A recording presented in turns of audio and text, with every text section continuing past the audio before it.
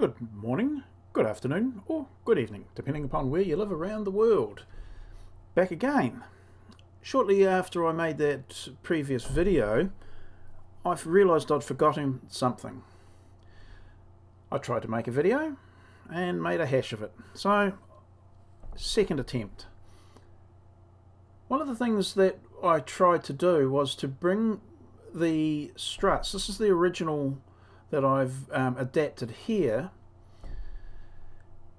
I moved the struts uphill a little bit. I could only move it by about 15 millimeters before they started to touch.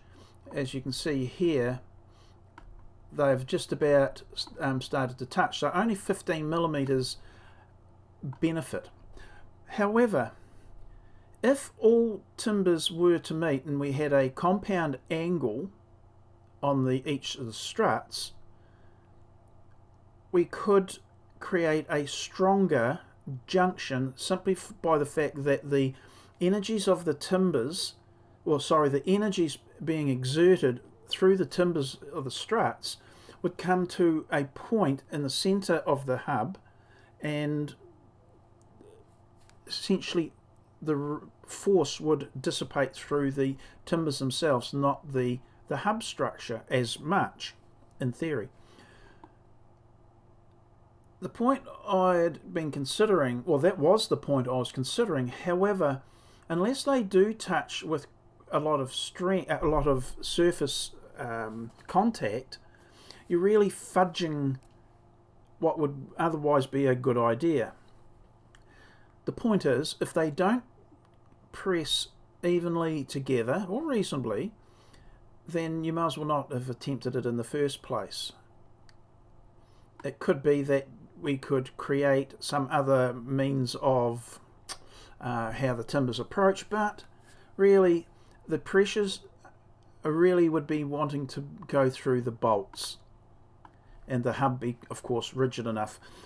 I'm overthinking it, but I wanted to cover off a few ideas because it may be that the bolt method, which ideally would mean that we have a top and bottom plate which is slightly different to allow the position of the bolts to go through both plates. The length of the leg, or the distance from the hole, from these holes to the center, has to be slightly greater on the top plate than the bottom plate because of the angle that they're on, if we want the bolts to go straight through. Alternatively, however, we could forgo bolts and use screws. Now, you know my views on screws, but that was relative to the use of screws through the end grain of timber. However, in the building industry, there are screws that go through the top plate into the stud, the end grain of the stud. These are designed to replace the seismic and wind straps that we would normally use. So therefore, there is a kilonewton rating for those screws in that application. And while structurally it's not huge, because there's many of them and dissipated right through along the length of the wall and the number of studs, it still has to be significant. I don't know I can't recall what the kilonewton rating is, but I was thinking maybe I need to reevaluate the use of screws. Now, point being, if we were to use not bolts but screws, if we had, say, one here and one here on that side and one in the center on this side, a screw going through maybe 60-70 millimeters into the timber is in shear. It's not in tension, where we normally have the problems with screws. So a screw sufficiently chunky enough to resist shear no longer really has that same pressure on it in tension. So therefore the gloving effect that I refer to where the threads become clogged basically from the fibres because they're getting pulled out, is effectively eradicated. Now, if you want to make it nice and neat and have, it's badly shown now because I've moved the, actually I'll hide that one.